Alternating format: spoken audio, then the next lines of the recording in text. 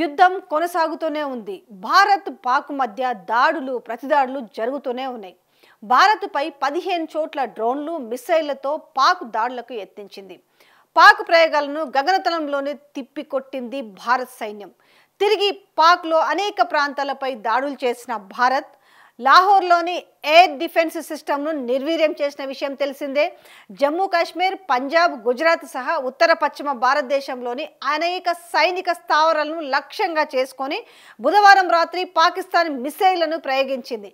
చైనాకు చెందిన HQ-9 రక్షణ వ్యవస్థలను ఉపయోగిస్తున్న పాక్ భారత్లోని సరిహద్దు రాష్ట్రాల్లోని డ్రోన్లు క్షిపణి దాడులకు యత్నించింది.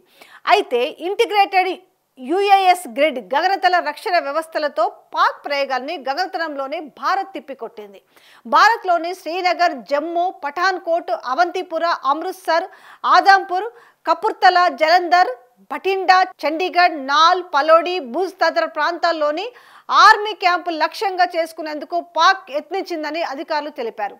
పాకిస్తాన్ దాడులకు రుజువుగా వీటి శకలాలను ఆయా ప్రాంతాల నుంచి సేకరిస్తున్నట్టు కూడా వెల్లడించడం జరిగింది. పాక్ చర్యలతో భారత్ ప్రతీకారుల దాడులకు దిగింది. తిరిగి పాక్లోని అనేక ప్రాంతాలపై దాడులు చేసింది భారత్. దాడులు ప్రతిదాడుల విషయాన్ని భారత్ ధృవీకరించింది. అయితే పాకిస్తాన్ క్షిపణి రక్షణ వ్యవస్థపై ఇండియన్ ఆర్మీ దాడి చేసింది. లాహోర్లోని ఎయిర్ డిఫెన్స్ సిస్టమ్ నిర్వీర్యం చేసినట్టు కూడా భారత్ ప్రకటించింది. దాడులకు తెగపడుతున్న పాక్కు మరింత బుద్ధి చెప్తామని భారత్ మరోసారి హెచ్చరించింది. మరోవైపు నియంత్రణ రేఖ వెంబడి కాల్పుల విరమణ ఉల్లంఘిస్తూ పాక్ భారీ ఫిరంగులతో దాడులు కొనసాగిస్తుంది. ఈ దాడుల్లో ఇప్పటి వరకు 16 మంది సామాన్య పౌరులు ప్రాణాలు కోల్పోయారు.